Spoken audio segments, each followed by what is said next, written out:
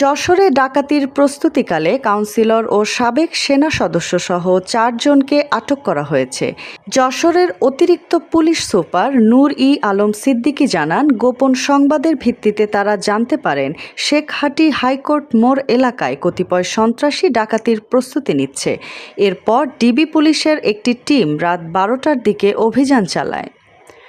পুলিশের উপস্থিতি টের পেয়ে ডাকাত দলের সদস্যরা একটি মাইক্রোবাস যোগে পালানোর চেষ্টাকালে ৪ জনকে আটক করা হয়। পরে তল্লাশিকালে তাদের হেফাজত থেকে ২টি বিদেশি পিস্তল, ৩ রাউন্ড গুলি উদ্ধার করা হয়। এ ঘটনায় তাদের বিরুদ্ধে ২টি মামলা করা হয়েছে। তিনি আরও জানান, আটকদের মধ্যে গোলাম মোস্তফা চৌগাছা পৌরসভার ৫ নম্বর ওয়ার্ডের কাউন্সিলর এবং মিজানুর রহমান অবসরপ্রাপ্ত সেনা সদস্য।